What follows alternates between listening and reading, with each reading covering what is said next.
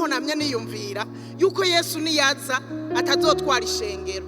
Naho twama tubivuga tubiririmba ngo azoza gutwara ishengero, ekada ntazoza gutwara ishengero, azoza gutwara umugeni. Ishengero ni ukunyene twese hamwe azotwara umugeni. Mwibuke za nkumi 10 n'amatara yazo, zijya nkumi 10 ryari ishengero ryose, ariko muri barya 10 harimwo umugeni, niwe yatwawe, niwe yinjiye, ubukwe bugeze. Umugeni yarinde, bari bamwe 5 b'abanyabwenge, bari babayeho bafise ubwenge, bagendana ubwenge, bakorana ubwenge. N'uyu munsi mw'ishengero ry'Imana hariho abanyabwenge, bagendana ubwenge, bakorana ubwenge. Niyaza ntazotwara ikivunga. Hariho umuriringi yavuze ngo aha bose s'abageni, ngo hariho abaherekeza abandi. Yari yabitoye kuko hariho abicaye mu rusengero ari bijuju.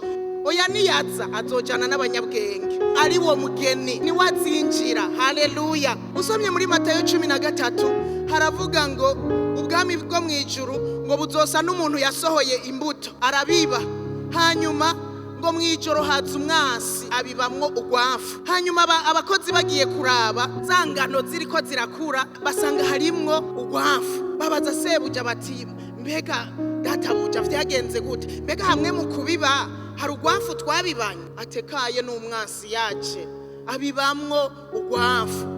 Baca baramubwira ati reka rero tugende tubitandukanye. Tarababwira ngo reka igihe cyavyo, reka bikurane. Hari umunsi wigenya, uwo munsi wigenya rero bizotandukana. Muzoca mufata murandure ingano muzishira ukwazo, hanyuma mufata ugwafu mu ruhambira imikama muruturire. Mu yandi majambo, nubwo vyariko birakurana byose ntivyari ingano. Ico nifuza nuko waba umugeni, ariko ndababwije ukuri, nubona ko twicaye aha mu gwafu rurimwo, ndababwije ukuri 5 b'ibijuju barimwo. Niyaza rero ntazotwara ishengero, azotwara umugeni.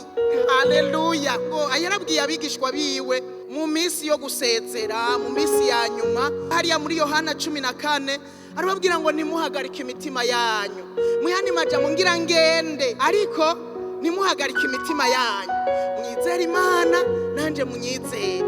Imuhira kwa data hari amazu menshi, iyo abadahari mba ndabibabwiye, ariko nzogaruka kubajana kugira ngo ahondi namwe mubahabane nanje. Ko nzogaruka kubajana rero nimuhagarike imitima, mutuze.